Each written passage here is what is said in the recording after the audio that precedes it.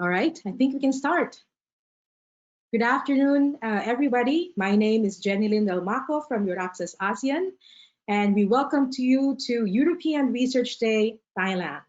European Research Day is an annual flagship event of EURAXESS ASEAN in partnership with the EU delegation in Thailand and the National Science and Technology Development Agency. This year, we are also happy to have the support of Mahidol University and the Marie Curie alumni of Southeast Asia. So we have speakers for you from directly from Europe, and we are very happy that you have joined us today. To officially welcome us to this event, please also help me welcome. She is the attaché of the delegation of the European Union to Thailand, Ms. Francesca Gili.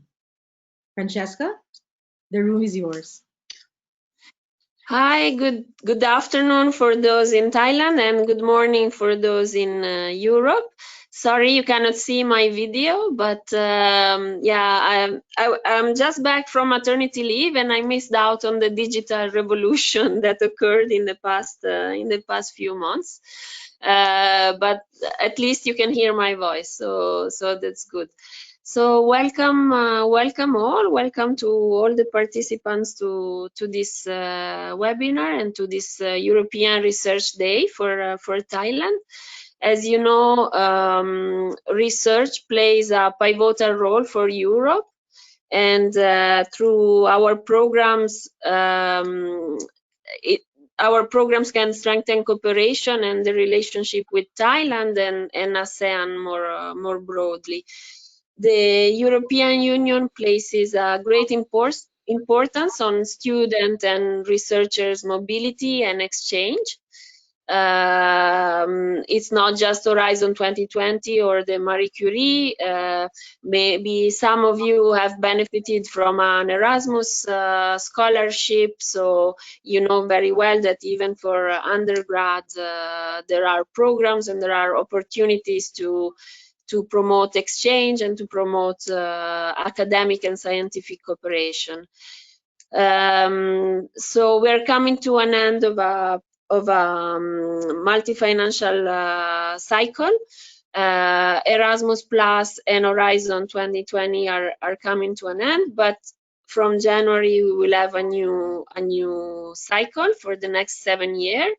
And the commitment that the EU had with the Erasmus and Horizon 2020 is ensured and hopefully will be increased in the next programming phase.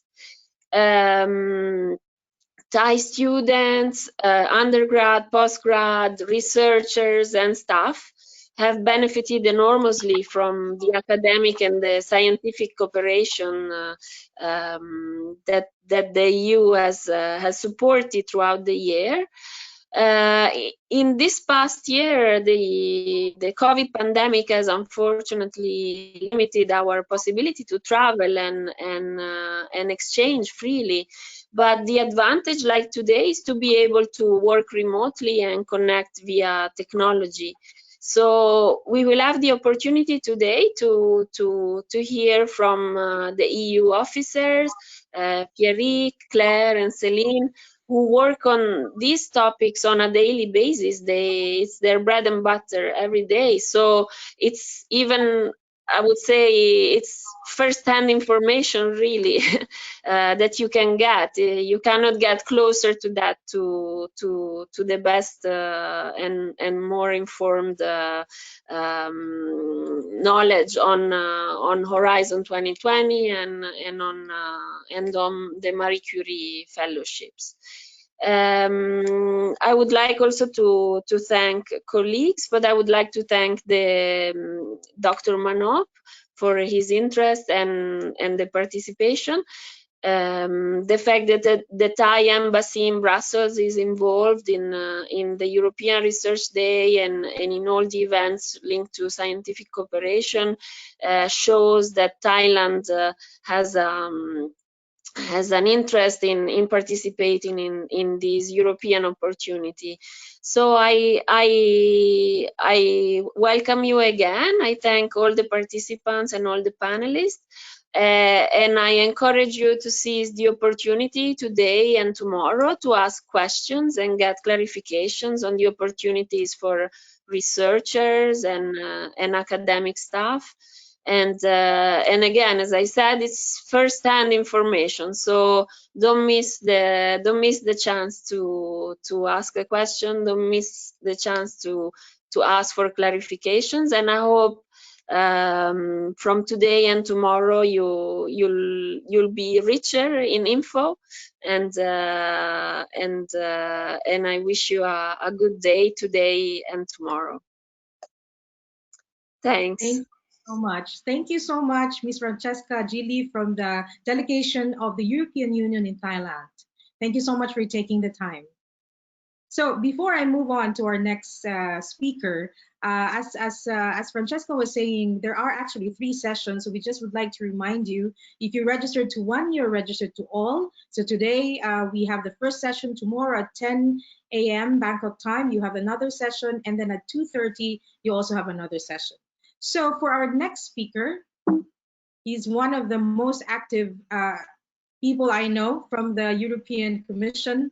He is the Senior Policy Officer of the DG RTD, to talk to us about all these opportunities, as was said a while ago, not only on the Marie Curie, but there are a lot of potentials for collaboration. So may I give the floor to Mr. Pierrick FILLON-ASHIDA for his presentation. Pierrick, the floor is yours. Jenny, thank you very much. If you allow, I will share my screen to drive the slides. Yes, I'll do that. Yeah. I can do it from my computer. Yes. And I will just be delivering a few messages linking back to what Claire and the colleagues of DG Education will present. And also points that Dr. Manop will close. But I also want to start thanking Francesca. You come back from maternity leave, so it's a very good news. Thank you. And we know that you are going to help on this cooperation with Thailand, and I would say with ASEAN at large. So Jenny, I will share my screen, sharing, show application. Yes. All right.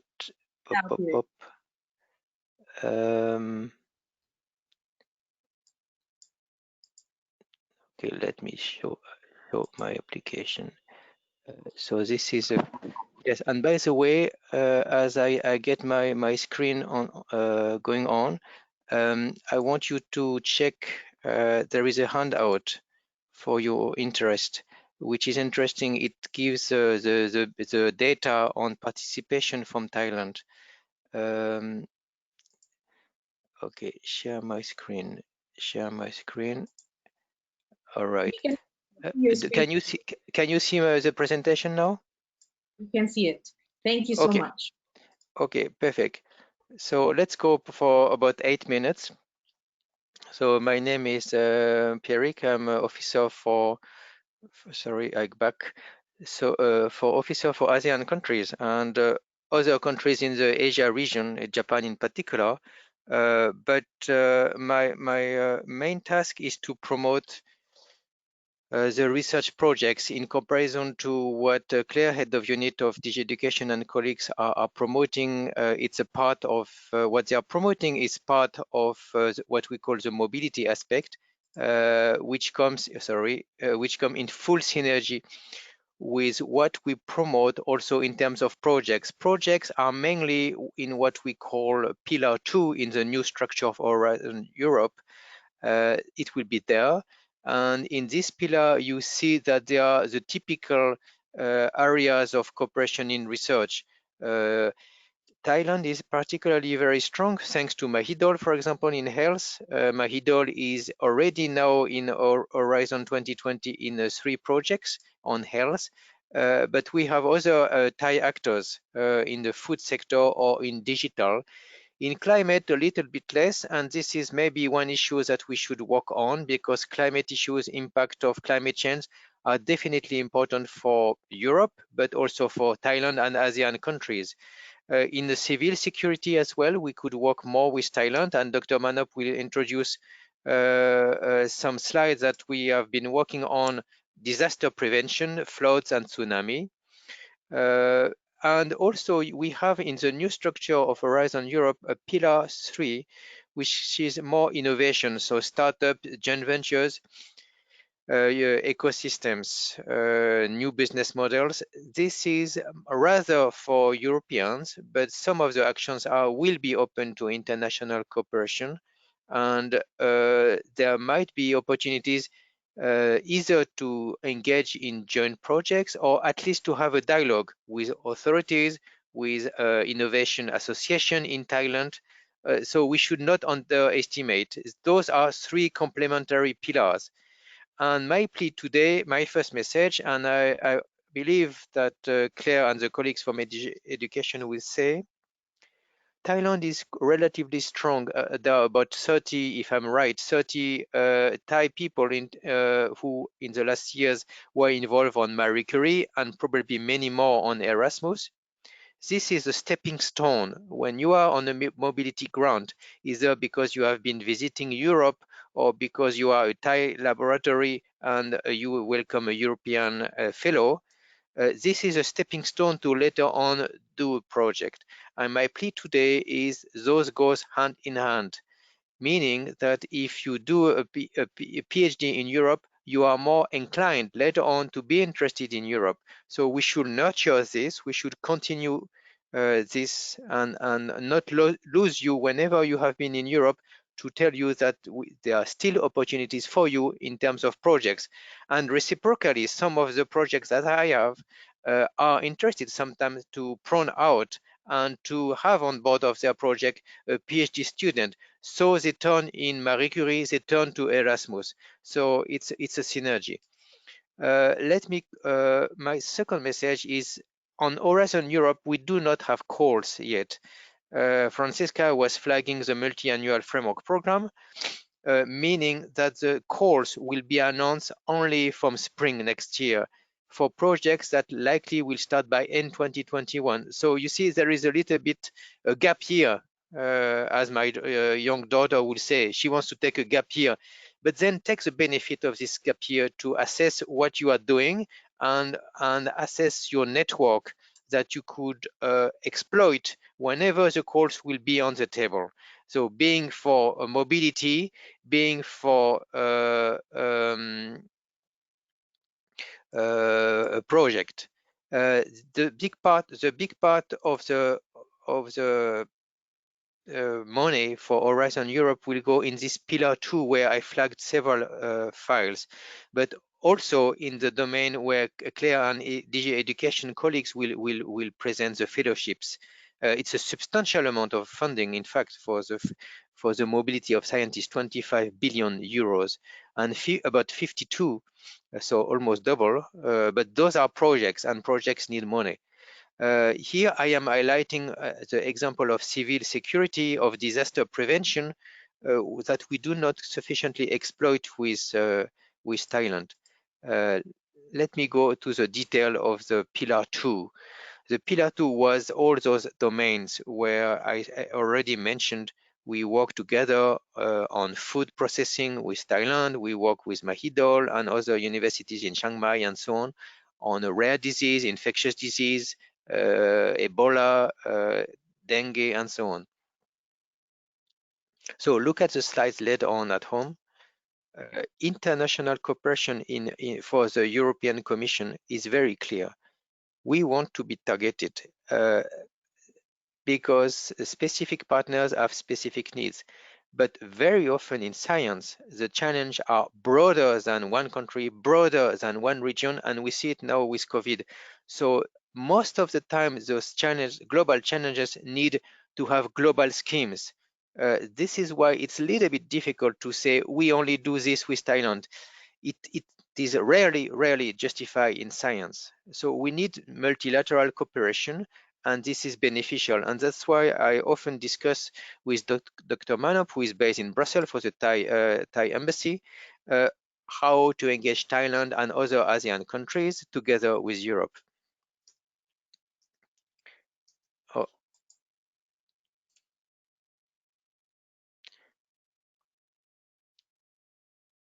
Jenny, I don't know if you have the slides. Do you have the slides? Yes, Jenny? I do. Yes, I Okay, do. because somehow the slides, I don't see them myself. You want me to take it out? Yeah, take over maybe. Take over for the slides, and I will. Okay, stop sharing. Okay.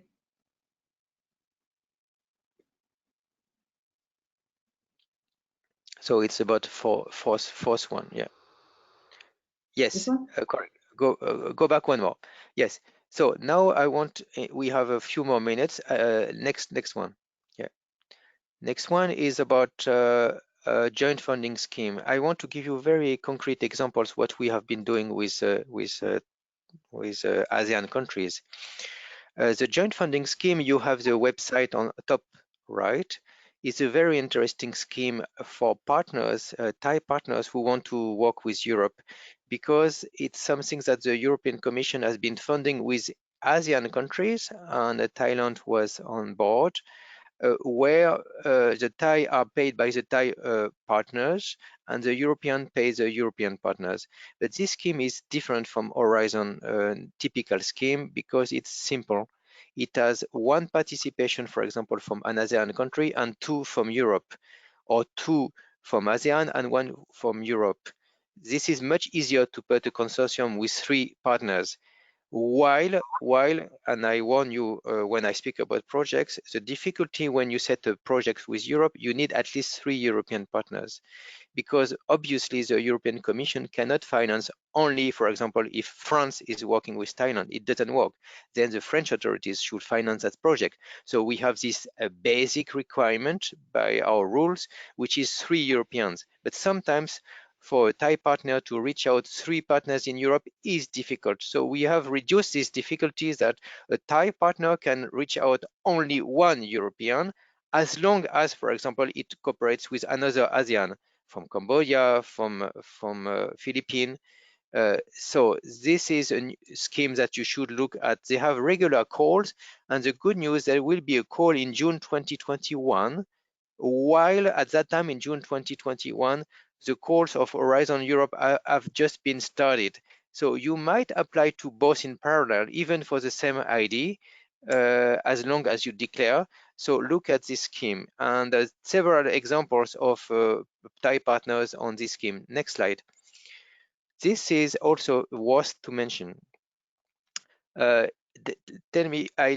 Let me tell you that this is very innovative. We look at technology transfer in 3 domains: in plastic waste from garbage, in sustainable manufacturing, less energy consumption, and COVID. What we noted is that there are good practices in Europe that can be transferred to ASEAN countries, or good practices maybe on food processing in Thailand that could find a niche for maybe further market access in Europe. So this is about tech transfer. And the novelty here, we are looking at very applicable areas, even if we are doing research in the domain of plastics, where there is a drastic need everywhere. And in terms, in fact, of COVID, in the domain here of reprocessing garbage issued from COVID. For example, protective mask, creation of respiratory systems, cheap solutions. So if you are interested, email the person who worked on this project for us. Is mentioned in the slide here. They also have a website, and you can get a lot of info. Next slide, please. So I will not detail the colleagues of DG Education mentioned, but Marie Curie Skłodowska-Curie actions are, for me, a success with Thailand, and we must continue. Next slide. Yes, colleagues from EURAXESS are present today and are organizing, in fact, this webinar. It's because we live in an online world here. I will almost say in a virtual world, but I'm still speaking to you, so and I'm not virtual. We need to exploit this opportunity for online training. So there are here some examples of telling you how to find information, how to apply for a call, how to find a partner. So EURAXESS, I hope to work with EURAXESS colleagues along this line, how people can become independent because you don't attend conferences anymore, but you need to know how to apply. You need to find partners, and we need excellent websites. We also need, I would believe, a kind of online schools. So I would not mind if the EURAXESS colleagues when we are launching the calls, organize a week of access to calls, and then bringing colleagues of the European Commission and services to tell you on each specific call what is expected, how you do it. Next slide. So here, this is closing my presentation. It's about the domain of disasters, but Dr. Manop will probably detail. I strongly believe that the domain of civil security, what we call earthquakes, tsunami, flood, is a necessity to work together. We cannot do it alone in Europe, but in Europe we also have floods, we have droughts. In Thailand, especially, you have those disasters, climate change effect. So we must work on this. Next slide. These are examples of projects in disasters. And my last message on this slide is some of those projects already exist. I know some of them, for example, with Japan, but when a project exists, the Commission always has an opportunity to maybe add a new partner, let be it from Thailand. So look at existing projects already and flag to us, maybe via the office of the Thai embassy, via Dr. Manop, where is your interest? And then we will try to find solutions and to link you with those projects. Next, Jenny. This is an example of the project which we have with Japan on earthquakes, industrial hazards, and tsunami. Next. This is an important slide.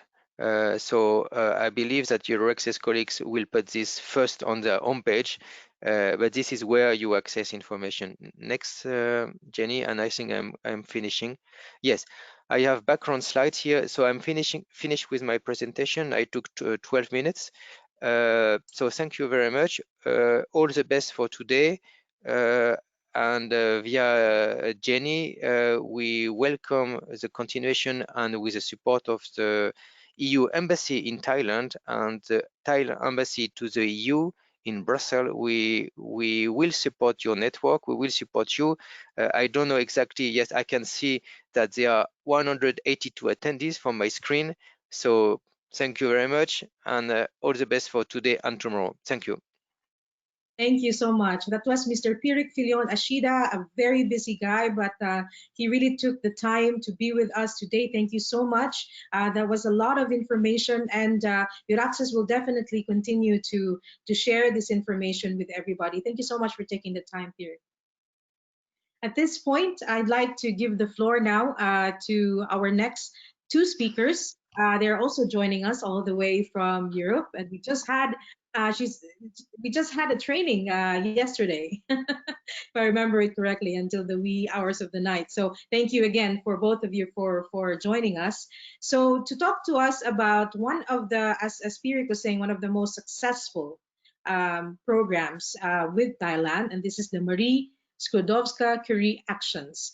And this time we will be talking about mobility and training of researchers and doctoral programs. I'd like to give the room now to Ms. Céline PERONI, the Policy Officer of the DGEAC, European Commission, and of course, the Head of Unit of the MSCA, Ms. Claire MOREL.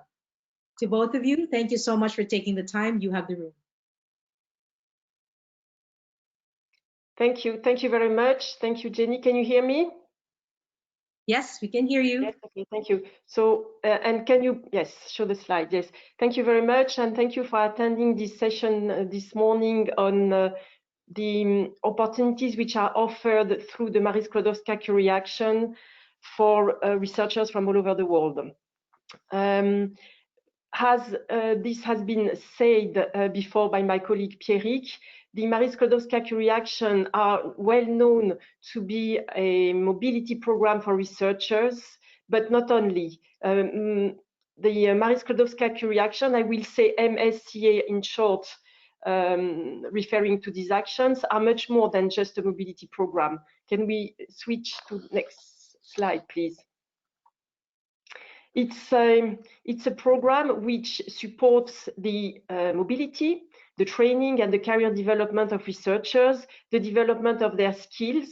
It's a program it's the European flagship program, but it's really a highly international program.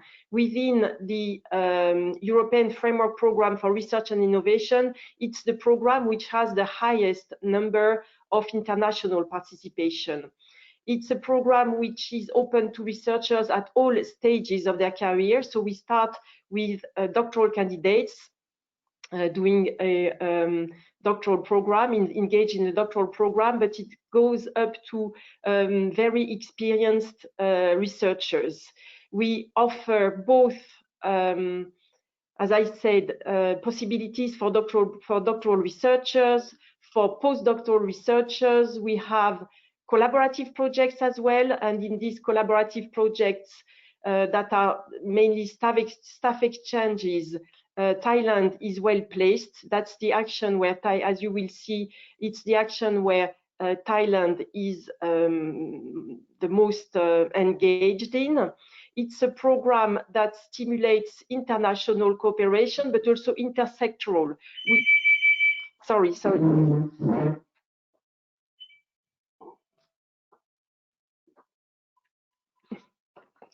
Sorry for that. It's a program which supports cooperation between the academic and the non-academic world. And my colleague Céline PERONI will explain to you the opportunities which are offered in the framework of the program to work with the non-academic sector. We are launching a new phase of the program, and we are putting a particular emphasis on this because we know that researchers do not necessarily find or continue their career in a university, in the academic world, and they need,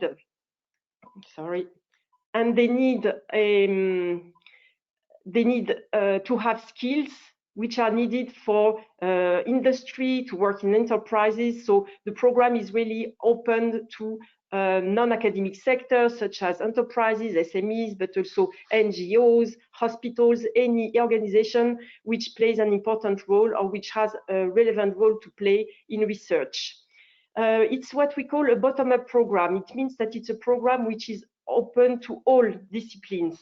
We do not have a targeted call. For example, my colleague Pierrick presented you a number of calls which have already specific fields. In MSCA, we welcome all disciplines as long as the projects, of course, are of excellent quality. The program as well offers very attractive working conditions for the researchers who are involved in it. So we consider that researchers, even young researchers, those who are involved in doctoral programs, they're not students anymore. So they are offered quite attractive working conditions.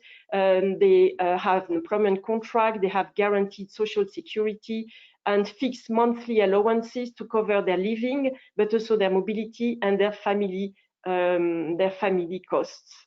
And it's a program which has a positive impact not only on researchers, on their careers, but also on organizations which are involved in it. So you will see that a number already of Thailand, from a university from Thailand are involved in the program, and the program has quite a strong structural effect on these institutions. Yes, next slides. So my colleague Céline will present you the different actions that we will launch as of next year. We have already the dates of the calls so that you can prepare yourself. You already, let's say, you can already know when you will be able to apply. We are closing now what we call the multi-annual financial phase, and as of next year we're launching a new phase of the program. If we look at the current phase of the program, you see that the program has funded 4 main actions. We will continue with these actions in the future because our stakeholders have told us that they are very relevant and that we should not let's say revolutionize the program that has its structure now. It should continue in the future.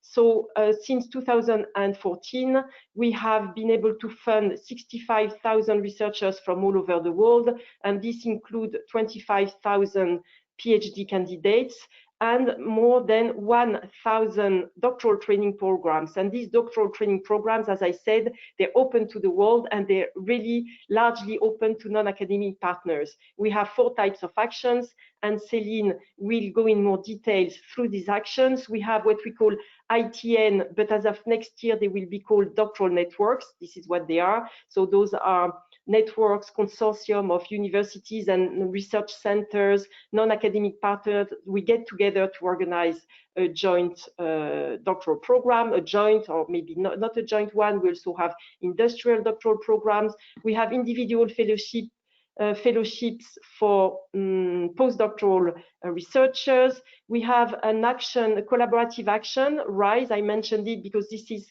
where Thailand has the highest level of participation. Those are staff exchanges for researchers from all over the world working together on a joint program, on a joint research program. And what is interesting is that it's not only open to researchers, but also to technical staff, management staff, administrative staff involved in research. And the last action that we have is a co-funded action. So we are co-funding doctoral programs, but we are also co-funding fellowship schemes for postdoctoral researchers. Next slide. So a few words and statistical information on the participation of Thailand so far in the MSCA. Pierrick has already showed you some of these statistics. Since 2014, we have had 129 Thai researchers funded through MSCA, mainly in our staff exchange action. So it means that there is ample space to improve this participation, in particular in the doctoral networks or in the individual fellowship for postdoctoral researchers. Most of the researchers from Thailand involved in MSCA were going to the UK, Italy, France, Germany, and Portugal. You see as well that we also have organizations, mainly universities or research organizations involved in MSCA in the past years. So those are the institutions which I think were also mentioned by Pierrick: the National Science and Technology Development Agency, the Chulalongkorn University, Chiang Mai, Mahidol, and the Prince of Songkla University. Next one.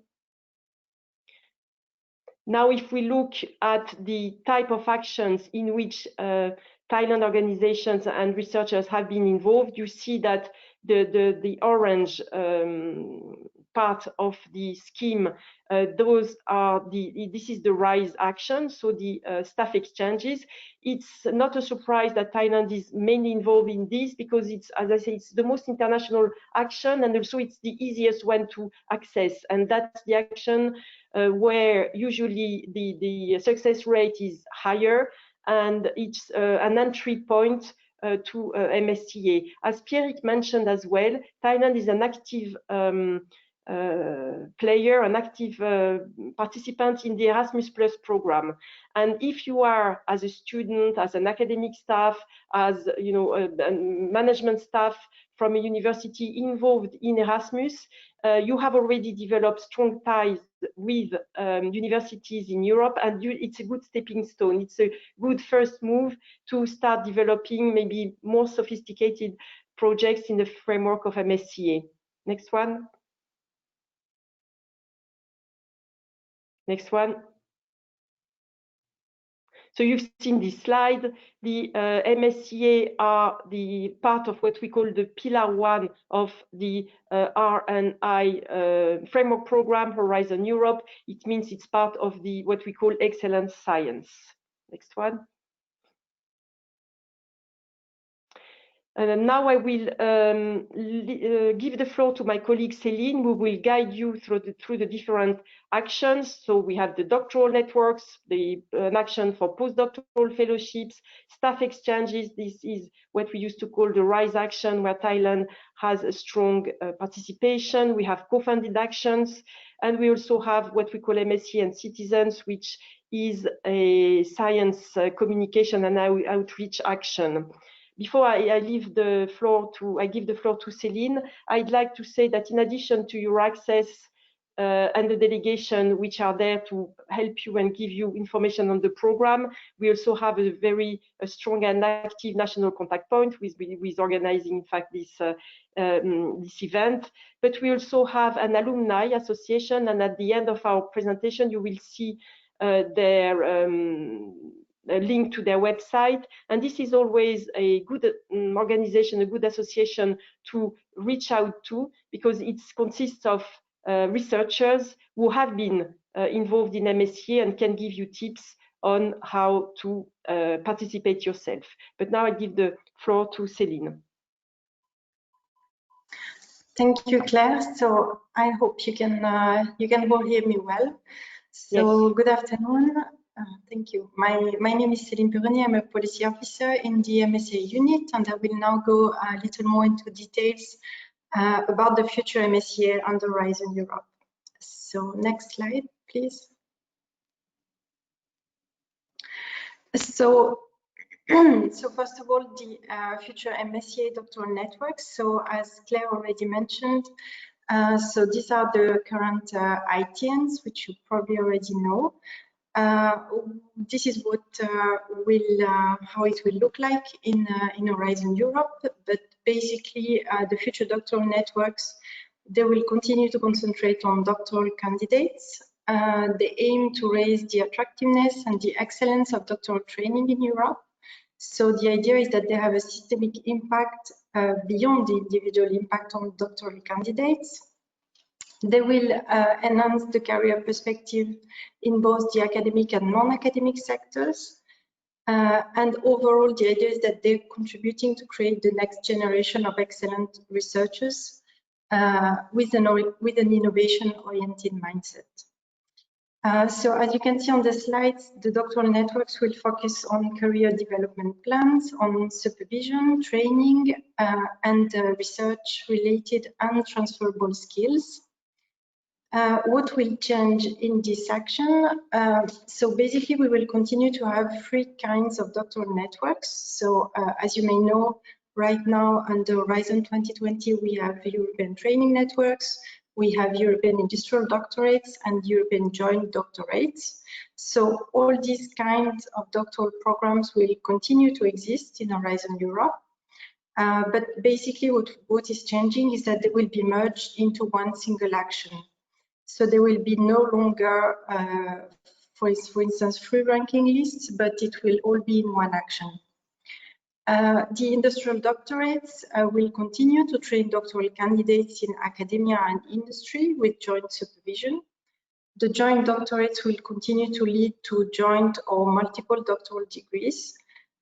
Something that is new here is that there will need to be a pre-agreement for joint degrees. So this is basically the agreement that is signed by all the beneficiaries participating in a joint doctorate, where they commit to confer a joint or multiple doctoral degree. And this will now be a prerequisite before submitting the application. And this will replace the current commitment letter that was signed by each beneficiary in the current Horizon 2020 program. So who needs to apply? You can see here, so we will continue to have basically the same socio-economic actors in doctoral networks, so partnerships of universities, research institutions, research infrastructures, businesses, including SMEs. Another thing that doesn't change is that we will need at least 3 independent legal entities. Each of them will have to be established in a different member state or associated countries, and minimum 1 beneficiary needs to be in a member state. And on top of this, any entity from any 3rd country can actually join the consortium. So something that we used to have in Horizon 2020, which was the 2 beneficiary industrial doctorate, for instance, that will no longer be possible in Horizon Europe because we will need 3 different countries involved. The target group remains doctoral candidates, as you can see. Here, something that's important to know is that we have slightly changed the definition of doctoral candidates. So we no longer talk about, for instance, early stage researchers, but only about doctoral candidates. And the definition is that doctoral candidates are basically researchers without a doctoral degree at the date of recruitment in the MSCA Doctoral Network. So this is a change compared to Horizon 2020. Next slide, please. So basically another challenge which we had with Horizon 2020 was oversubscription of the program. Basically the MSCA are very popular, which is a very nice way to say that they're basically oversubscribed. So we have been looking into many ways to try to reduce this oversubscription and to increase the success rates under the next program. The idea for doctoral networks, as you can see here, is to reduce the maximum size to 360 person months from currently 540. However, in order to try to incentivize the joint and industrial doctorates, we would still allow them to go up until 540 person months. So basically the 360 person months limitation only applies to what we know right now as the European training networks, meaning all those that are not leading to a joint degree or an industrial degree. And all the other ones can still go up to 540 person months. The duration of the support, nothing changes here. Each program can still be supported for up to maximum 48 months, and the individual fellows can be supported for between 3 and 36 months.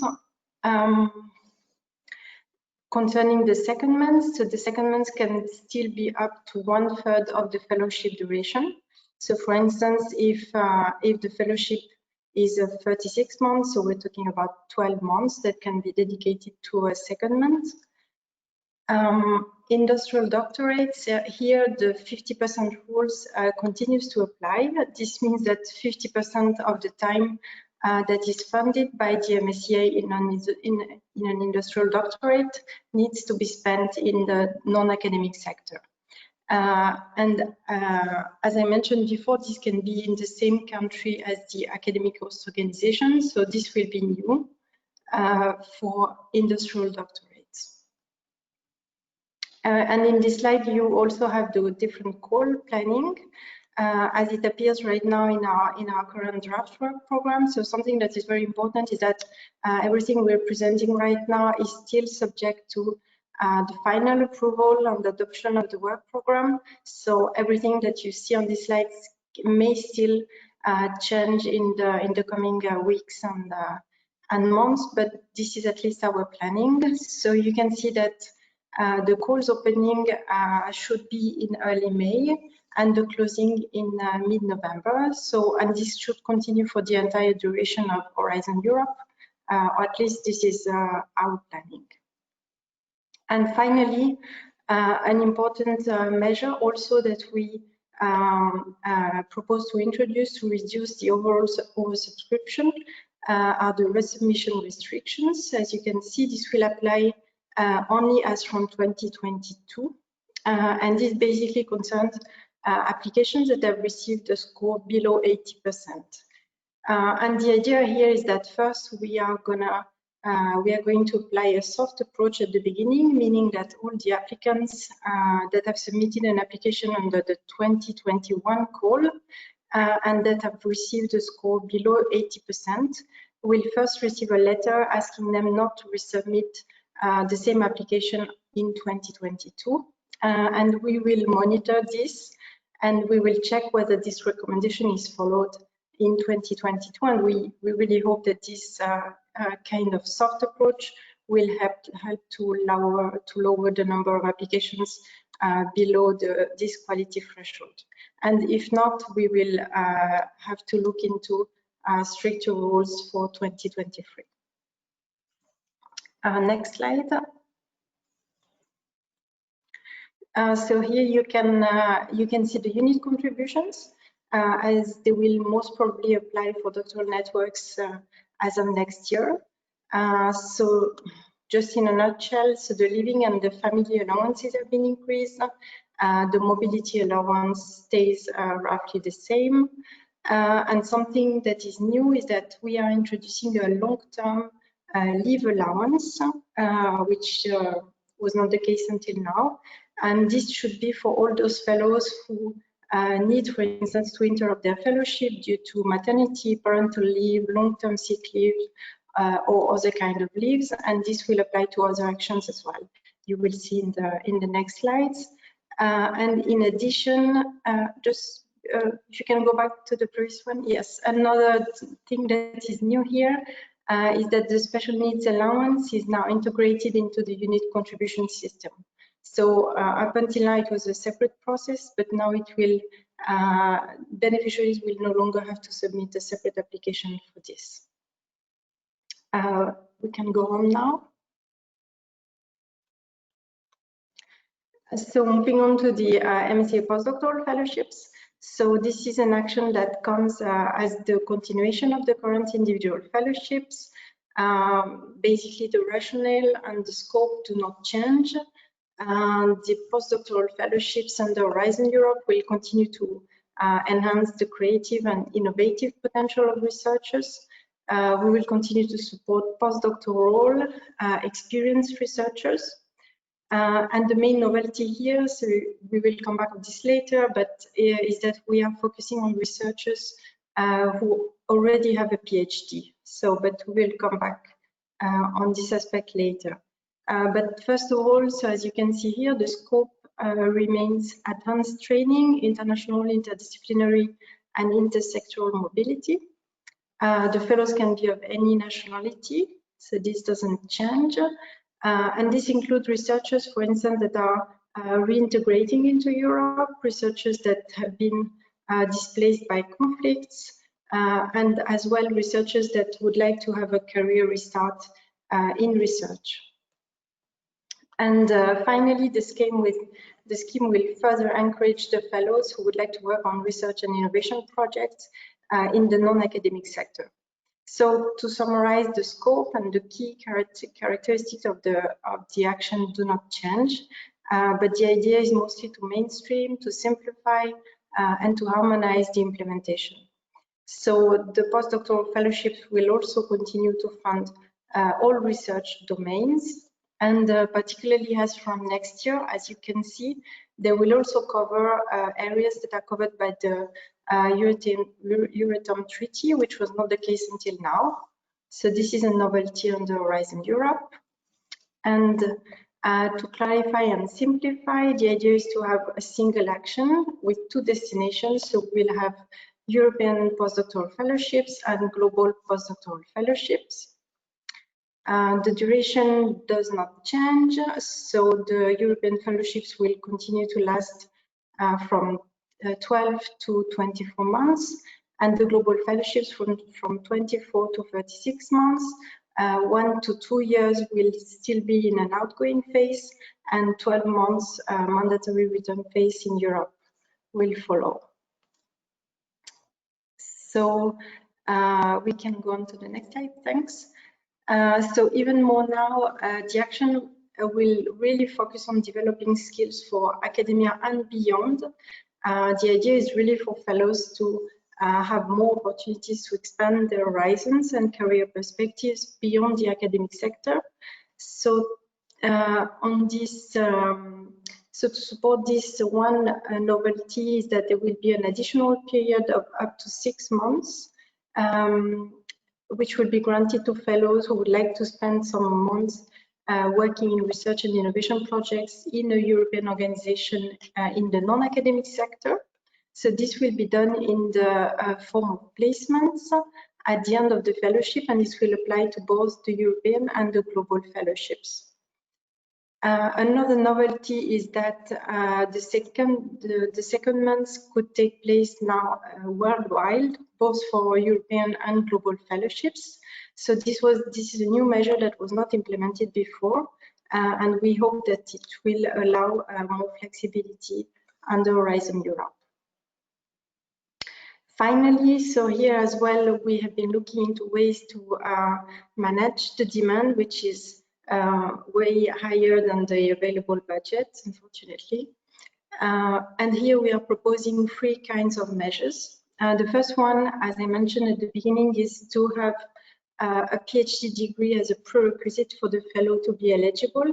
So this is a change compared to Horizon 2020. So at the call deadline, the applicant should have obtained a PhD already. The second measure is to limit the research experience to 8 years after the PhD, again at the call deadline. But here certain exceptions will apply. For instance, we will not be counting years that have been spent outside of research and career breaks, for instance, and also research experience in third countries for those who wish to reintegrate Europe will not be counted either. So this is what we are proposing for the next program. And finally, the last measure we are introducing here as well are resubmission restrictions below a quality threshold of 70%. So this will apply as from 2022, meaning that applications at the 2021 call with a score below 70% will not be able to resubmit them in 2022. By resubmission, we mean the same recruiting organization and the same researcher. Finally, in terms of call deadlines, here you can see the call deadlines that we are foreseeing. Again, this is still subject of the formal adoption of the work program, but roughly we're looking at the same timing as under Horizon 2020. We can move on to the next slide.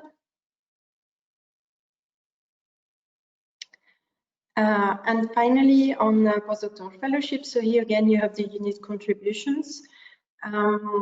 So just to flag here that there is a slight increase, for instance, in living and family allowances compared to Horizon 2020, and a rebalancing of institutional costs between the different categories. And here as well, you can see the new long-term leave allowance and the special needs allowance that is now integrated. Next slide. So moving on to the MSCA staff exchanges. As Claire mentioned already in the slides before, so this is the new name for the current research and innovation staff exchanges, currently RISE, that you all certainly know.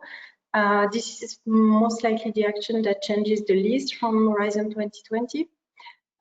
So for those of you who are familiar with the RISE actions, staff exchanges will likely remain the most international action under the MSCA.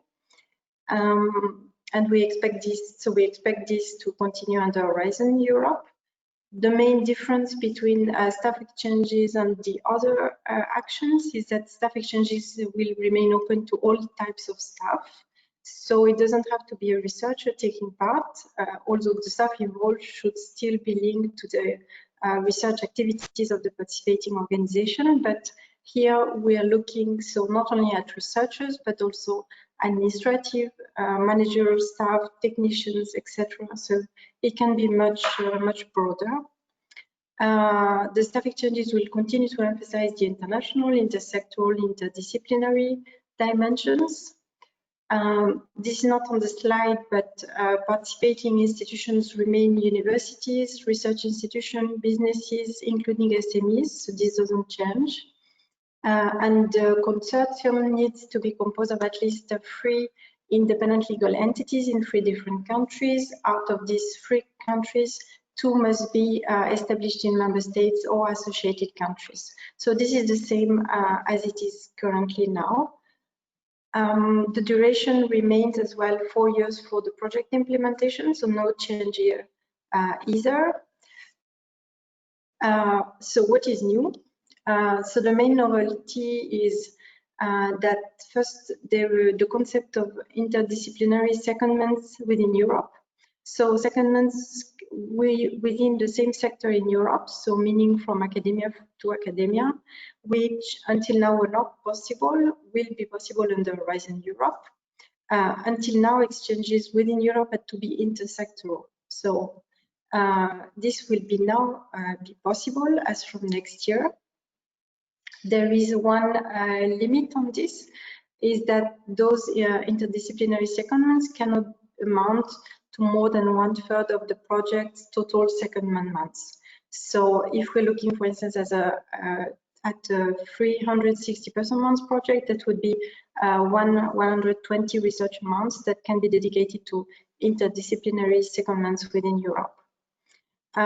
This is the main novelty for staff exchanges. Another change is the number of person months. As you can see, this was also reduced here to 360 person months, as for other actions, to make this project a little bit more manageable. Next slide. And here again, you have a screenshot of the unit contributions. Here, the top-up allowance has increased slightly, and again, there is a rebalancing between the research training and networking and management and indirect contributions. So yeah, so this is it for the unit contribution and for the staff exchanges. Next slide.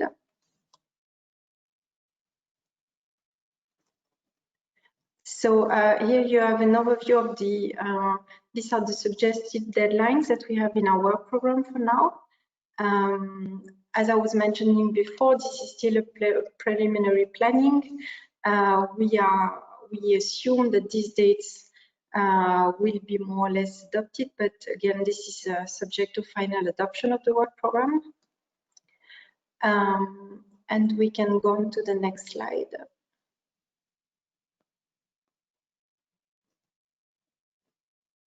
Yeah, so here you have a few links and contact information that might be useful in case you want to find out more.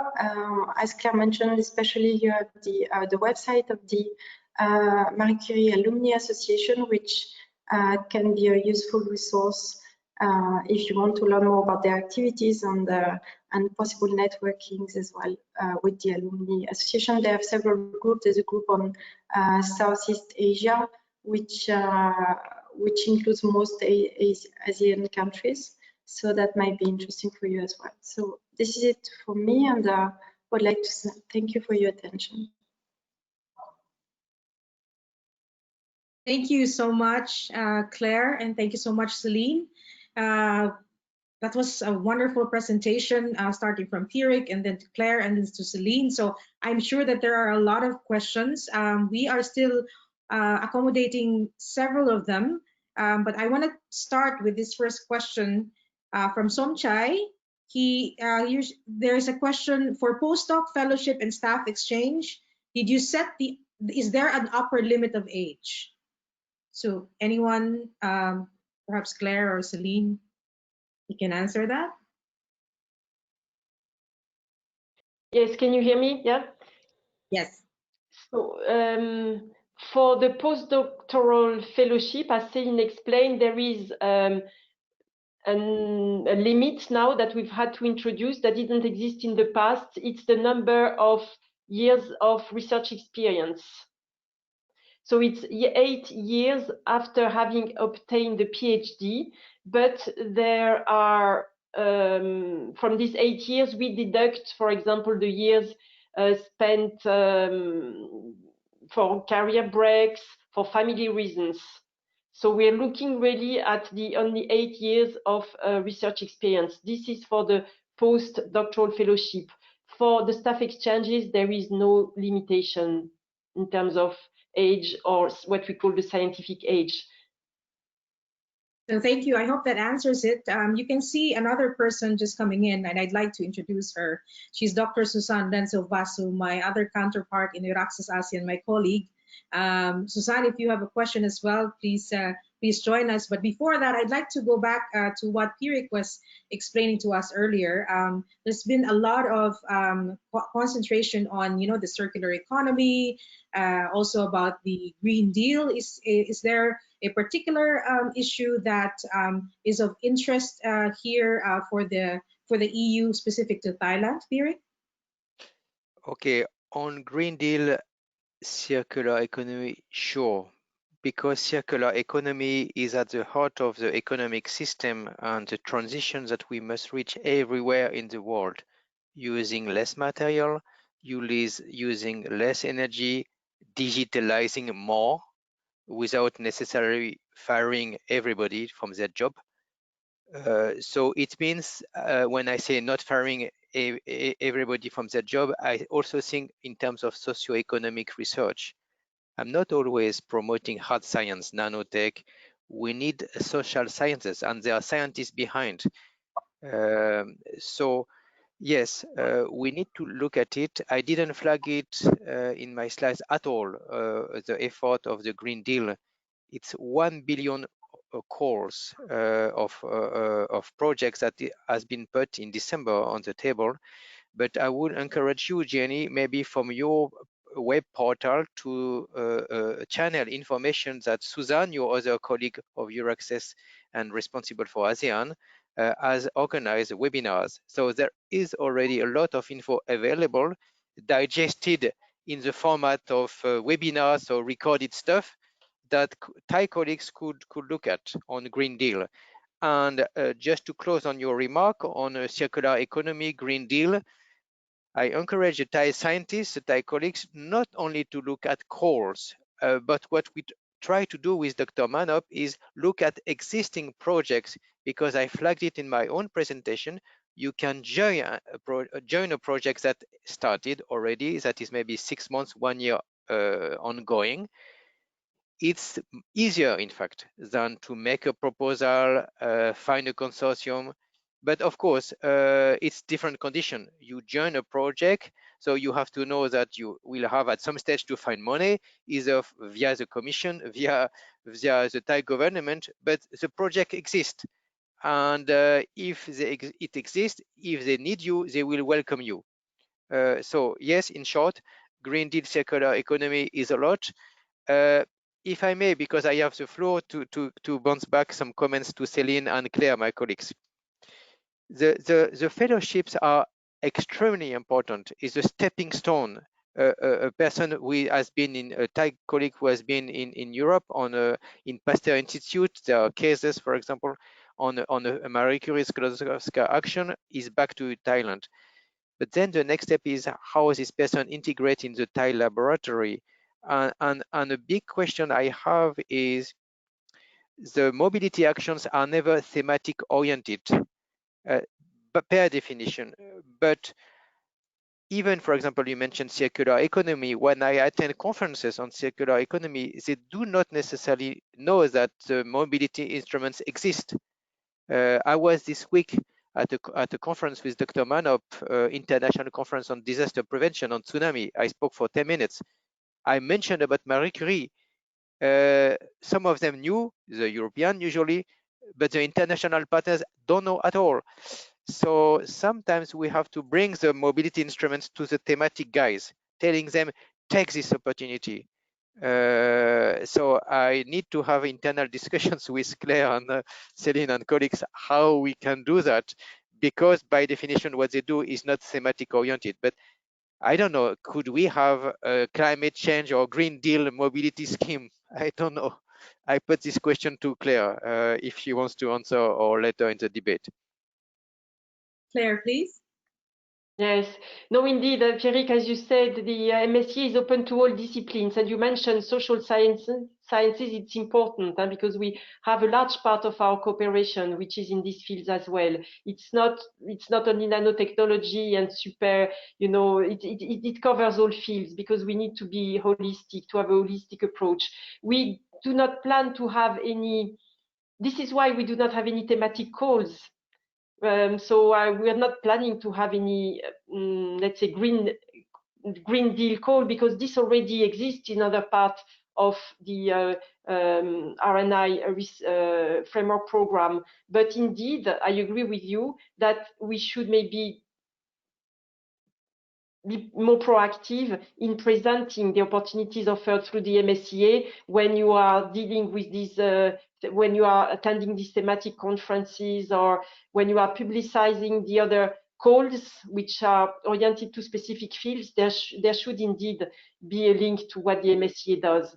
And I think we've been clear enough to say that MSCA is not only about mobility. It's really a training program. It's a program for skills development. It's a program as well for institutions to develop strategic networks.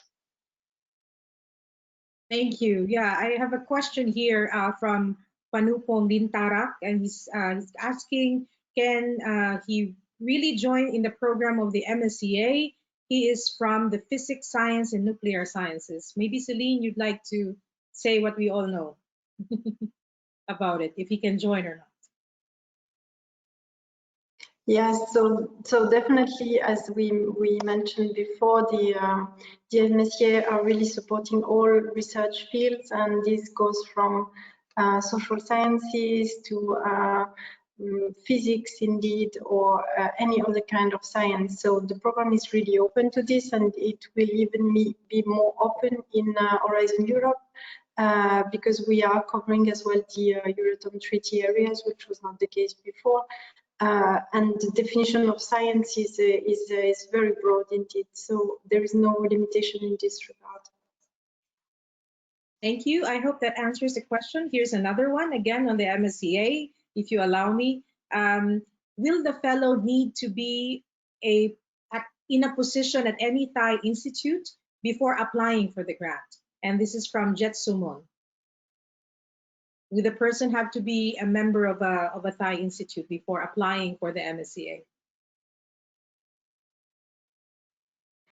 So I think this refers to the most likely to the postdoctoral fellowship. So I mean, even in the case of doctoral networks, so the idea is that the person should be involved in the research and innovation activities of the participating institution. So we do not have any legal requirements about the kind of employment contract, or but there needs to be a link to a clear link to the participating institution.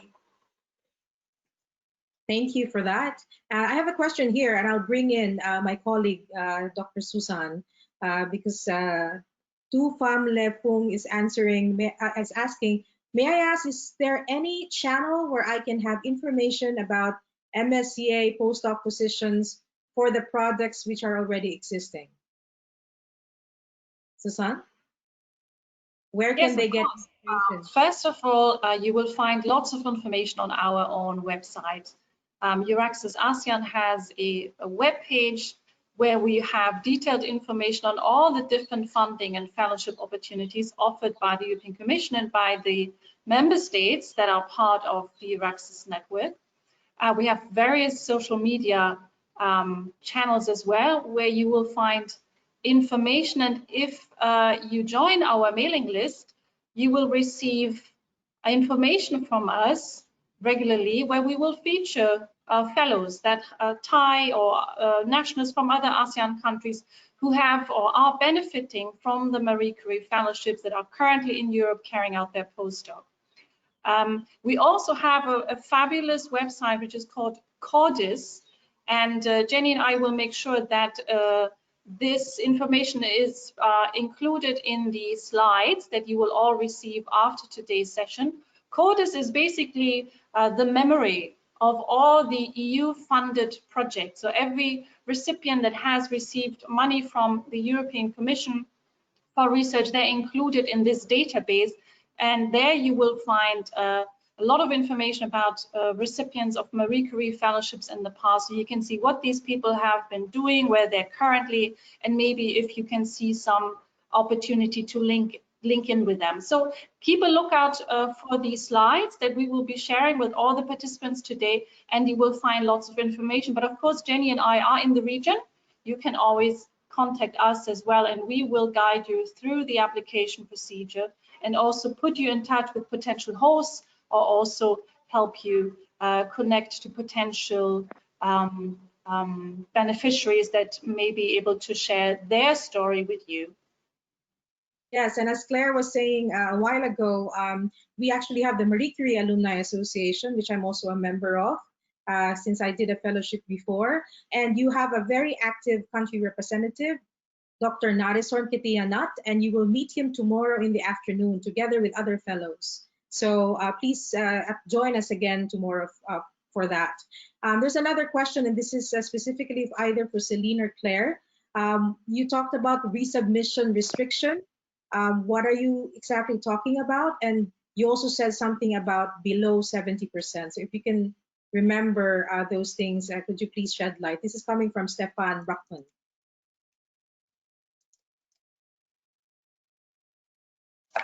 Yes, sure. I can explain again briefly. So the resubmission restrictions, this is something that we're introducing to try to manage the demand under Horizon Europe, and to also try to ensure that the success rate is a little higher than it is currently now. So there will be resubmission restrictions in the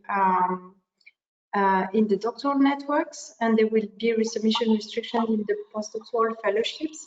So for the doctoral networks, as I mentioned before, this will be first a kind of a soft measure in 2022, meaning that we will recommend applicants who had a score below 80%. So for the doctoral networks, that's 80%. At the 2021 call, that so we will recommend them not to resubmit the same application in 2022. We will check in 2022 whether these recommendations have been followed, and if not, we will have stricter measures in 2023. So this is for the doctoral networks. For the postdoctoral fellowships, indeed here we will have a different threshold of 70%. And the idea is that this will start already in 2022, meaning that if you submit an application at the 2021 call and the score is below this 70% quality threshold, which is the quality threshold for MSCA actually, then you will not be able to resubmit the same application in 2022. This is for postdoctoral fellowships. I hope this is clear. In case it isn't, we can explain again. Thank you. Thank you so much for that. And the next question is for Claire. Can non-Thai residing in Thailand apply for any of the scholarships, be it Marie Curie Fund or any of the other opportunities that Pierrick was mentioning to us? This is from Heli Gonu. So Claire and Pierrick, if you want to add as well. Yes, yes, indeed. I think, I mean, the program is open to all. So now we are having this information day on the, possibilities offered to Thai researchers, but the program is open to all, to the whole world. It's a very internationally open program. So yes, of course, any researcher can apply. Jenny, to reply, yes, the Horizon Europe is completely open.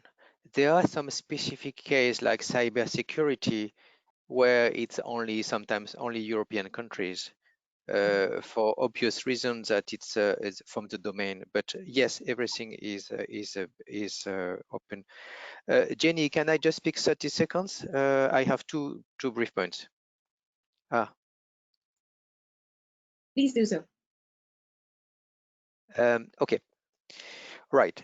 I have two messages to the colleagues connected. I see that the number is 165 now. So, number one, whenever you have taken time to present a mobility action to be in a project and you fail, it does not matter. It does not matter. And in fact, I think Suzanne and you, Jen, could maybe set a webinar. I am very happy to be part of that webinar, probably also with colleagues Claire and Cécile, to look at why it was a failure, why it didn't work. Of course, I know that the colleagues in Asia are like in Europe, they don't like to speak why I failed, but it's the only way forward. It doesn't matter if you didn't have a good partner in Europe or if your proposal was not strong, but we need to guide you a little bit because you have invested time. This is my first point. So organize, please, with Susan, this kind of seminar, the failed proposals. I think the title should be why I failed, ? And nobody should be afraid.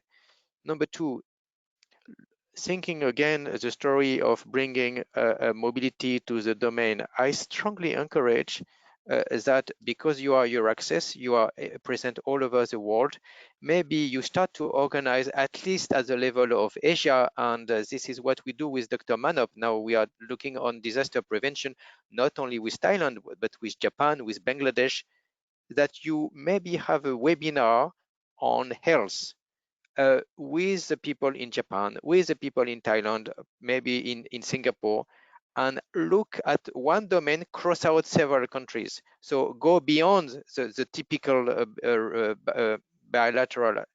And there we come in from DG Education, from DG Research, with a different message, which is we can bring some good examples we have in Japan of Marie Curie Fellows. Why is this success? And another one from Thailand, another one from Singapore. So the testimony, and I know, Jenny, you are part of the alumni association, is extremely important. I think, and this is closing my remark, Mahidol, Chiang Mai, all those good guys who succeeded have to take the baton, have to be the amplifier, and to say, yes, I was in an EU project, I was on an EU scheme, and I can tell you from my experience how it worked. So they have to be the baton holders, and you could go wider because you will go in a specific domain where people know each other. I'm sure the people in Japan know the people in Thailand in health. I'm sure that Mahidol is known from Tokyo University. I'm sure. So maybe look at this transversal aspect. If Claire and Céline agree, of course. Thank you. Thank you so much, Pierrick. Those are very welcome, of course, and we from the alumni community are always happy to help. Now that I'm with EURAXESS, all the more, and so we're here to help you. So especially for those who come from other universities, other parts of Thailand, we have this virtual means now to communicate and to assist with you. And I like the idea of the failure part and transforming that into something positive. So that is very well accepted, and we will plan something soon, right, Susan? Yes, most definitely. So just keep an eye on our website. All our events are published on our website and on our Facebook pages, and we will certainly make sure that you will be put in touch with successful applicants. We've been doing these workshops throughout the year so that you have the opportunity to talk to successful applicants and find out from them what their tips are. We actually had a webinar on the European Research Council grants just a couple of weeks ago, also with grantees from Southeast Asia who were sharing their tips on how to approach the application procedure. And you will also find similar tips on how to approach the Marie Curie application process from the perspective of successful applicants from Southeast Asia on our website. But again, we'll put all these links in the slides, so when you have time in the coming days and you look through the material, that you can start doing your own research and then get back to Jenny and myself for further information. Yes, thank you so much. And so before I go to our next speaker, I would like to give the floor to the three of you, Pierrick, Claire, and Céline, if you have any last words before we go to our very special guest for this afternoon. Any last words, Claire, Céline? No, yes, I mean, I'd like to, I hope that participants found our presentation interesting. You have the deadlines for the future calls, so you have time. You see that there are still a few months, so get ready for that and follow all the good advices that you've just given in terms of contacting EURAXESS, contacting the national contact points and the alumni community, obviously, they are best placed really to provide advice on how to apply. Maybe Jenny, if I can say just something, because the session tomorrow includes two perfect people to speak to. One of them is Dr. Jibi, who is a Marie Curie Fellow, who is fabulous, and she is so generous with her advice. And also Dr. Narason, who, as Jenny said, is the country representative of the Alumni Association. So everybody who is listening now and thinks the Marie Curie is something that I really want to explore, you must tune in tomorrow and get in touch with these two people. That would be the perfect start for your MSCA journey. That's right. And also there is another project holder from the H2020, not MSCA, but also a project holder with that from Mahidol University. So that is also connecting to what Pierrick wants. That, you know, there are other schemes as well.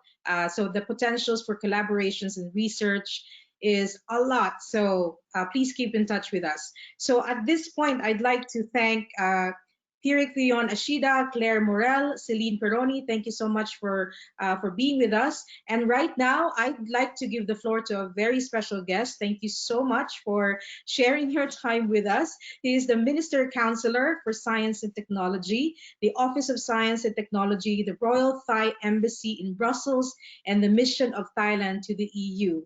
Please help me welcome, and you have the room now, Dr. Manop SITTIDECH. Thank you very much, dear colleague. Good morning, and to a distinguished speaker right now in Thailand, and also but Pierrick FILLON in the Brussels right now, and to the participant from Thailand. And on behalf of the Office of Science and Technology, the Royal Thai Embassy in Brussels, also the mission of Thailand to the EU, which is under the Ministry of Higher Education, Science, Research and Innovation of Thailand. It is a great honor for me to be a speaker for the closing remarks of the webinar European Research Day Thailand 2020 on the first day. And I would like to take this opportunity to thank the organizer for this event, namely EURAXESS ASEAN, the delegation of the European Union to Thailand, the National Science and Technology Development Agency, NSTDA, and Mahidol University for hosting this interesting and informative webinar event, which will enhance opportunity for cooperation between Thai researchers and EU partners. I also would like to express my sincere thanks, especially to my EU colleague, as the following. First, I would like to thank Pierrick and also Dr. Susan for have been supporting me and the office regarding the EU research and innovation project. Second, I would like to thank Ms. Francisca Gilly, Attaché, the delegation of the European Union to Thailand, and Dr. Jenny Lin Amago, EURAXESS, for supporting this webinar event. We have been communicating many days now. And in addition, I would like to thank all the guest speakers for taking the time, share knowledge and information about the opportunity to build a research collaboration with the European Union to the Thai Research Network in Thailand.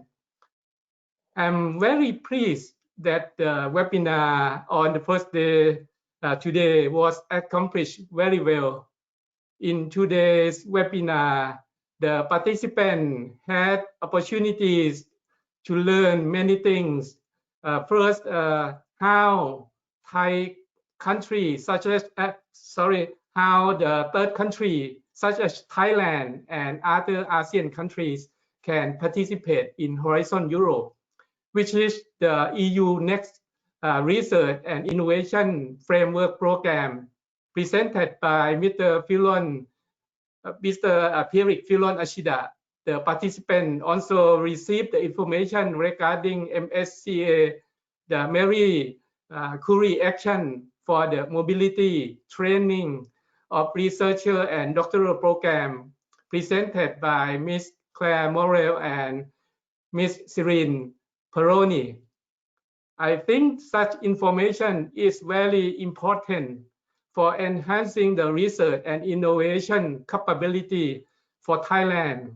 It will promote the awareness and drive the potential researcher from university and research agencies to apply for grants from the Horizon 2020, which will end this year, also for the new EU research and for the Horizon Europe, which is the new EU research and innovation framework. As well as for tomorrow as well, we will have the European country funding program. The participation in EU, Horizon Europe and Horizon 2020 will provide opportunities for Thai researchers from university and research institute to be able to access EU partners and other sources of knowledge within the EU to further enhance the competitiveness for both Thailand and Europe, as well as to tackle many national, regional, and global challenges, such as infectious disease, energy security, climate change, and the disaster prevention. Furthermore, participation in the EU research and innovation project can provide many opportunities for the researcher or entrepreneurs, including allowing to expand production volumes, building on other global research, accessing to a more extensive database, having opportunity to build networks and partner to enhance the research potential at the international level, as well as increasing opportunity for bringing new technologies and innovation to the local and international markets. Thai researchers, in collaboration with the research institute in EU member states, can submit research proposal which will enable Thai researchers to benefit from being connecting to the EU's research and innovation infrastructures. Thank you very much for your attention. Now, I would like to take this opportunity to greet to Thai Research Network in Thai, if you don't mind. And I'm sure you would like me to speak in Thai as well to greet Thai researcher. สวัสดีครับในนามของสำนักงานที่ปรึกษาวิทยาศาสตร์และเทคโนโลยีประจำศาลเอกอัครทูตณกรุงบรัสเซลส์ซึ่งเป็นหน่วยงานภายใต้กระทรวงการอุดมศึกษาวิทยาศาสตร์วิจัยและนวัตกรรมผมรู้สึกเป็นเกียรติเป็นอย่างยิ่งที่ได้เป็นผู้กล่าวการปิดประชุม Closing Remark วันนี้นะครับในเว็บวินาของ European Research Day Thailand 2020 ในวันแรกนี้และมีความยินดีเป็นอย่างยิ่งนะครับที่ทราบว่าเนื้อหาต่างๆที่สปีกเกอร์แต่ละท่านได้มากล่าวมีประโยชน์มากๆต่อนักวิจัยไทยนะครับซึ่งแล้วก็ขอขอบคุณคณะผู้จัดงานนะครับซึ่งได้แก่ EURAXESS ASEAN แล้วก็ the Delegation of the European Union to Thailand สวทช. NSTDA นะครับและก็มหาวิทยาลัยมหิดลนะครับที่ได้ร่วมจัดกิจกรรมดีๆที่มีประโยชน์เช่นนี้ให้กับนักวิจัยไทยครับนอกจากนี้ก็ถือโอกาสขอบพระคุณวิทยากรรับเชิญทุกท่านนะครับที่สละเวลามาแบ่งปันความรู้และข้อมูลเกี่ยวกับโอกาสและการสร้างความร่วมมือทางการวิจัยกับยุโรปให้แก่เครือข่ายนักวิจัยไทยในประเทศไทยได้รับทราบข้อมูลดังกล่าวนี้นะครับผมถือว่ามีความสำคัญอย่างยิ่งนะครับต่อการพัฒนาการสร้างพัฒนาทางด้านวิจัยและนวัตกรรมและก็การสร้างความร่วมมือกับเครือข่ายกับยุโรปและก็สามารถที่จะ connect ไปในระดับ international ประเทศต่างๆได้นะครับการได้รับทราบข้อมูลนี้ ในการถึงโอกาสการสร้างความร่วมมือด้านวิจัยและนวัตกรรมระหว่างนักวิจัยไทยกับหน่วยงานพันธมิตรจากยุโรปครั้งนี้เนี่ยถือว่าเป็นจุดเริ่มต้นที่ดีมากๆนะครับที่เราจะได้ทำงานร่วมกันกับนักวิจัยของสหภาพยุโรปซึ่งก็สามารถที่จะต่อยอดและพัฒนาผลงานโครงการต่างๆที่ท่านกำลังทำอยู่เนี่ยครับไม่ว่าจะนักวิจัยจากภาครัฐและภาคเอกชนตลอดจนองค์กรต่างๆของไทยให้สามารถที่จะเข้าถึง EU Partner แหล่งความรู้ต่างๆภายในสหภาพยุโรปเพื่อพัฒนาขีดความสามารถในการแข่งขันทั้งไทยและยุโรปต่อไปการเข้าร่วมโครงการดังกล่าวเป็นโอกาสนะครับถือว่ายังเป็นโอกาสในการแก้ไขปัญหาต่างๆทางสังคมนะครับซึ่งส่วนมากก็เป็นปัญหาใหญ่นะครับที่มีผลกระทบต่อเราทุกคนเช่นปัญหาโรคติดเชื้อความมั่นคงทางพลังงานการเปลี่ยนแปลงสภาพภูมิอากาศนะครับโดยผู้เข้าร่วมโครงการยังสามารถที่จะมีโอกาสในการขยายปริมาณการผลิตและต่อยอดงานวิจัยต่างๆสู่ระดับโลกนะครับการเข้าถึงฐานข้อมูลที่กว้างขวางยิ่งขึ้นรวมทั้งเป็นโอกาสในการสร้างเครือข่ายและพันธมิตรเพิ่มศักยภาพของตนเองในระดับนานาชาตินะครับเพิ่มโอกาสการนำเทคโนโลยีและนวัตกรรมใหม่ออกสู่ตลาด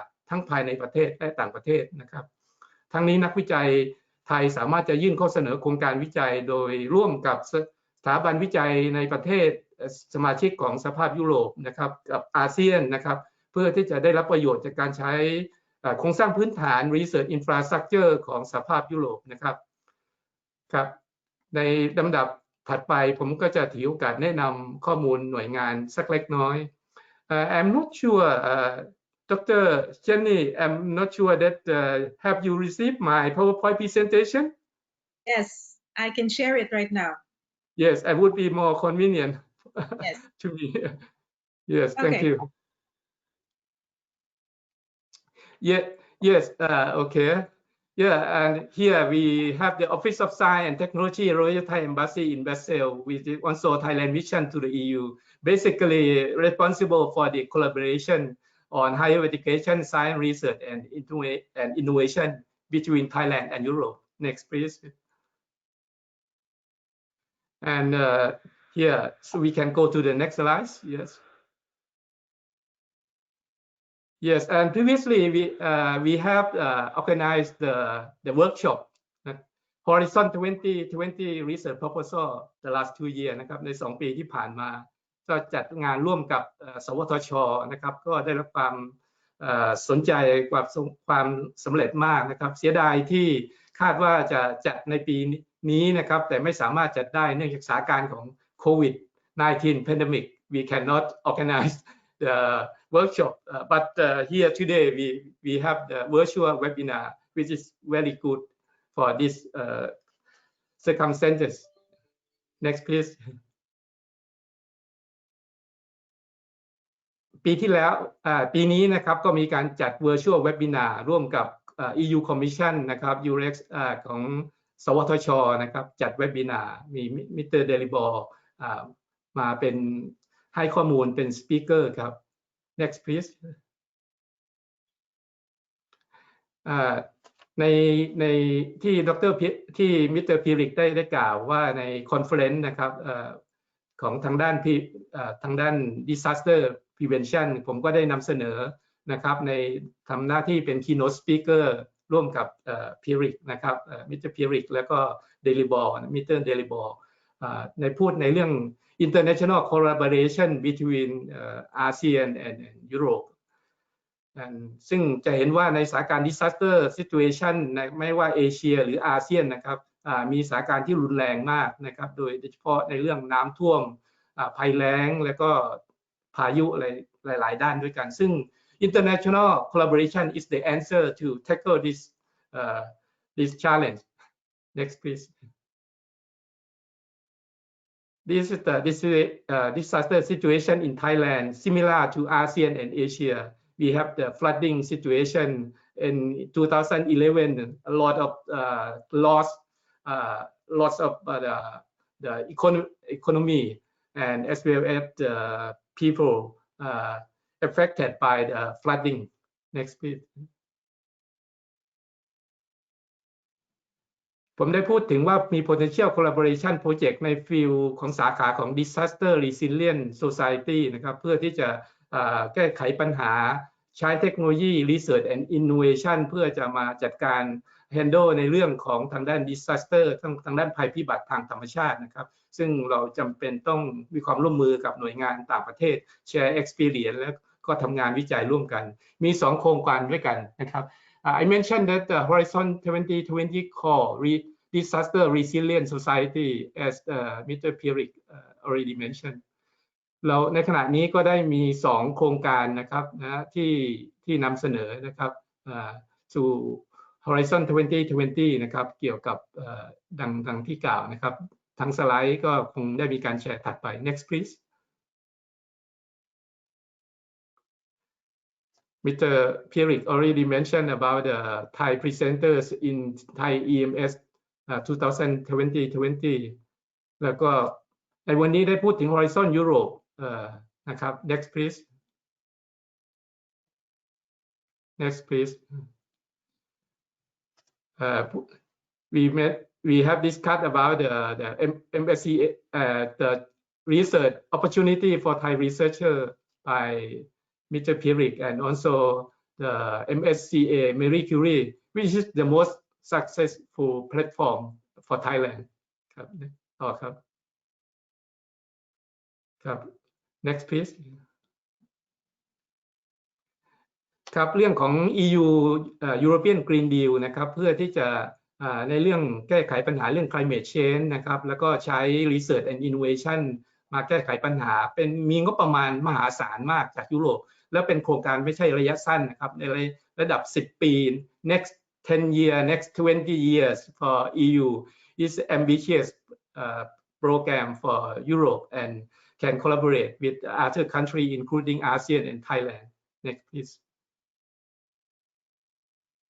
ครับอันนี้เป็นข้อมูลwe can visit the Office of Science and Technology website thaiscience.eu and can reach me and the office at info@thaiscience.eu. Thank you very much. Thank you very, very much for that, Dr. Manop. Thank you so much also for speaking in Thai for all of us who are not. And with everyone who's here, who's left, the 134 or 133 of you who are here, please be reminded that tomorrow we have 2 more sessions in the morning at 10 a.m. Where you will meet also member states, and they will also talk to you about other potentials for collaborations with them. And in the afternoon is also very exciting because you're going to meet fellows, Thai fellows who have received project funding or who have been fellows of the MSCA as well. So please join us again tomorrow. But with that, I'd like to thank Mr. Pierrick FILLON-ASHIDA, Ms. Claire MOREL, Ms. Céline PERONI. Of course, I'd like to thank my EURAXESS ASEAN colleague, Dr. Susan Renzo-Paso, who will be with us tomorrow. And of course, Dr. Manop, SITTIDECH, thank you so much for joining us today. So this again is Dr. Jenilyn Almaco from EURAXESS ASEAN. I will be meeting you again in the next days. Please keep in touch and join us in EURAXESS ASEAN. Thank you so much and have a good afternoon. Thank you. Thank you. Bye-bye. Thank you. Bye. Afungra. Thank you. Goodbye. Thank you. Thank you. Bye.